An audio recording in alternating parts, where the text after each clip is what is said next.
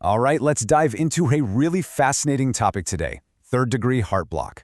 We're going to break down what happens when the heart's electrical system completely fails, how doctors can actually see this on a screen, and the amazing piece of tech that steps in to save the day. So, let's get right into it. Okay, here's our game plan. First, we'll talk about how a healthy heart works, its electrical symphony. Then, we'll see what happens in the Great Disconnect. After that, we'll learn how to read the rhythm, explore the electronic fix, and finally, talk about what life is like with this fix in place. So just think of your heart's rhythm as this perfectly timed orchestra, right? It all depends on a super precise electrical signal that has to travel from the top chambers down to the bottom. This ensures every single part contracts in perfect harmony, keeping that steady beat. Now, a heart block, it's basically a communication breakdown in that orchestra. The signal gets held up, maybe slowed down, or in some cases just completely stopped on its journey from the atria to the ventricles. It's like a glitch in the heart's own internal wiring. And this visual just nails the core problem. Look on the left, that's a healthy heart. The signal flows right through, nice and smooth from atria to ventricles. But on the right, with a heart block, that signal just hits a brick wall. And the more severe the block, the bigger that wall is.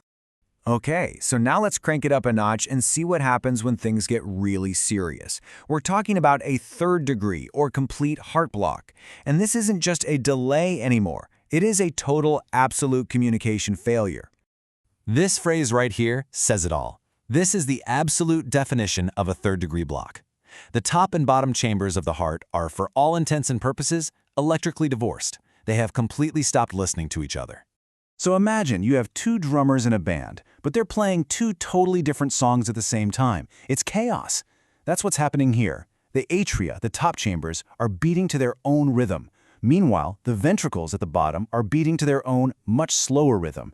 It's why we say the P waves, the atrial beats, literally march through the QRS complexes on an EKG, completely unrelated. And the thing is, the atria are still trying to lead the band. They're getting their signal from the heart's natural pacemaker, the SA node. So they're chugging along at a normal rate, somewhere between 60 and 100 beats per minute. But here's the dangerous part. Since that signal never makes it to the ventricles, they have to kick in their own backup plan, what we call an escape rhythm. And this backup, well, it's dangerously slow. We're talking 30 to 40 beats per minute. That is just not enough to pump blood effectively to the rest of your body. That massive difference in speed is the real crisis here. So what would cause a breakdown like this? Well, it could be damage from something like coronary artery disease or maybe inflammation from an infection. Sometimes it's even a side effect from certain heart meds that are designed to slow conduction. Pretty much anything that can damage that critical pathway can be the culprit. Okay, we've got this life-threatening disconnect happening inside the heart. So how do clinicians actually spot it?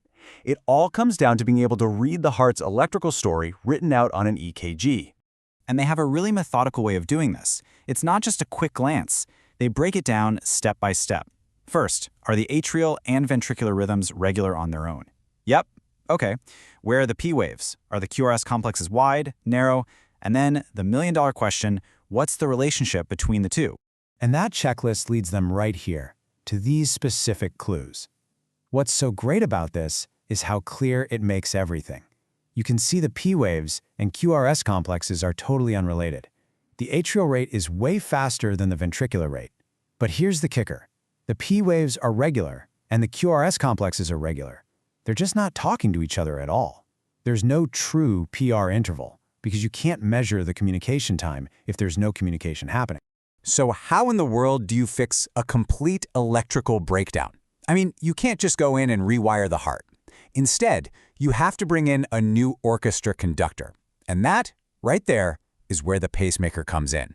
So what is a pacemaker? It's a small, little battery-powered device that basically takes over the job of the heart's broken conduction system. It sends a tiny little electrical pulse directly to the heart muscle, and that pulse forces it to contract. When the heart muscle responds to that signal, we call it capture.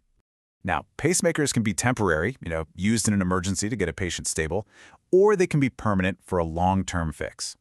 A lot of modern pacemakers are what we call dual chamber, which means they can coordinate both the atria and the ventricles. This brings back that crucial timing and efficiency, that atrial kick. And just like the heart block has its own signature on an EKG, so does the pacemaker. That artificial electrical pulse, it creates this super distinct visual cue. You'll see a sharp, straight vertical line called a pacer spike, and when you see that, you know the device just fired. For instance, if the pacemaker's job is to kickstart the atrium, you'll see that little pacer spike appear immediately before the P wave. That spike is what's actually causing the P wave to happen. And it's the exact same logic if it's pacing the ventricle. You'll see that sharp spike, and then right after it, the QRS complex. The spike fires, and that's what triggers the ventricular contraction. It's a direct cause and effect. And for a dual-chamber system, which is exactly what you need for a third-degree block, you see both. You get a spike, then a P wave, then a little bit later, another spike followed by a QRS complex. This brings back the heart's natural 1-2 punch. It completely reestablishes that critical communication. So this pacemaker is literally a lifesaver. But what does it mean for the patient day in and day out? Let's take a look at the new normal for a heart that's running on this incredible technology. Well, there are some really important rules for living with a pacemaker. Patients need to get used to taking their own pulse. They have to watch for any signs of infection, and they need to take it easy with physical activity at first. And a huge one, stay away from strong magnetic fields, like MRIs, because they can mess with the device. And of course, always carry that pacemaker ID card.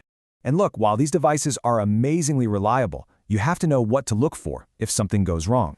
If you expect a spike but don't see one, that's a failure to pace. If you see the spike, but no heartbeat follows, that's a failure to capture. And if the pacer fires at totally the wrong time, that's a failure to sense, meaning it's misreading the heart's own rhythm, and that could be really dangerous. So we've gone from a complete electrical disconnect to this really elegant electronic solution. The pacemaker is just a modern medical marvel, no question.